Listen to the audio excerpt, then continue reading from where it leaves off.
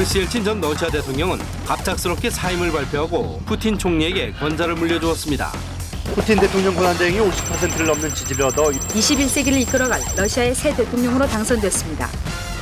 푸틴의 대통령 취임 이후 러시아는 정치와 외교, 경제 등 각 분야에서 안정된 모습을 보이기 시작했습니다.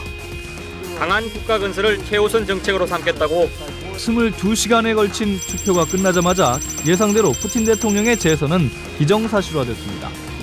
Как суверенная страна, Россия способна и будет самостоятельно определять для себя и сроки, и условия движения по этому пути. 푸틴 대통령은 당초 3선 연임 금지를 피하고 오는 2012년 대통령직을 다시 노리기 위해 메드베데프를 대통령 후보로 지명한 것이라고. 이미 대통령을 두 번 지낸 블라디미르 푸틴 총리가 3선에 성공한 푸틴은 6년 임기를 시작합니다. 4선에 성공해 24년 집권의 길을 열었습니다. 러시아 국민 상당수는 썩은 독재라도 강한 러시아가 좋다는 집단의식을 보여줬습니다.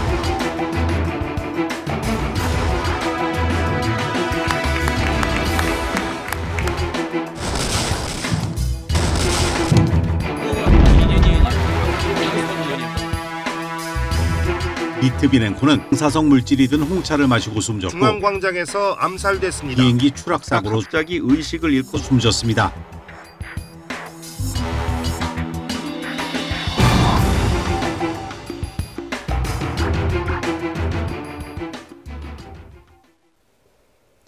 러시아 대통령 선거에서 블라디미르 푸틴 대통령이 사상 최고인 87% 득표율로 사실상 당선을 확정지었습니다.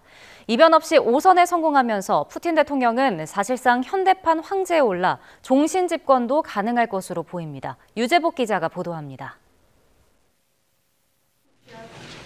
투표함을 열어보니 모두가 예상한 그대로의 결과가 나왔습니다. 푸틴 대통령이 90% 가까운 표를 얻을 것이란 출구조사 결과가 나왔는데 개표 초반 비슷한 양상이 벌어졌습니다. На сей момент 18 часов 17 марта 2024 года составило 74,22%. Это предварительно. 푸틴의 5선을 의심하는 사람은 거의 없습니다.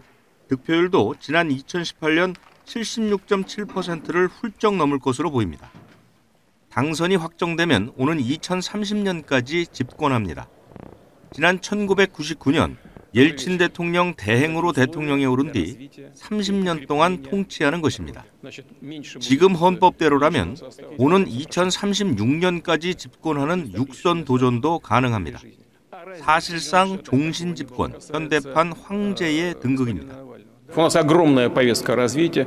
Люди почувствовали это сердцем, пришли для того, чтобы создать условия для развития и укрепления Родины, России. 푸틴 당선에 반대하는 일부 러시아 국민의 몸부림도 제대로 힘을 쓰지 못했습니다. There could be no any negotiations and nothing with Mr. Putin because he is a killer, he is a gangster, he is the person who brought my country to the war. 미국은 푸틴 대통령이 정적 출마를 막았다며 러시아 대선이 공정하지 않다고 비난했습니다. YTN 유재복입니다. 전해드린 것처럼 90%에 가까운 득표로 또다시 대선에 승리한 블라디미르 푸틴 러시아 대통령이 러시아는 강해져야 한다고 말했습니다. 또 정적인 알렉세이 나발리의 사망에 대해 처음 언급하면서 사망 전 수감자 교환에 대해 동의했었다고 말했습니다. 국제부 연결해서 들어보겠습니다. 기정훈 기자. 예, 국제부입니다. 네, 5선 승리를 확정한 푸틴 대통령 소감 밝혔습니까? 예, 블라디미르 푸틴 러시아 대통령은 현지 시각 17일 5번째 대선 승리를 확정한 뒤 모스크바에 있는 자신의 선거운동본부에서 기자들을 만나 국민들에게 감사한다고 말했습니다. 푸틴 대통령은 특히 전사들에게 감사하다며 우크라이나에서 싸우는 군인들을 언급하고 러시아는 더 강하고 효율적이어야 한다고 강조했습니다. 또 러시아인의 의지를 외부에서 억제하는 것은 불가능하다면서 러시아 사회가 통합되고 더 강해질 것이라고 말했습니다.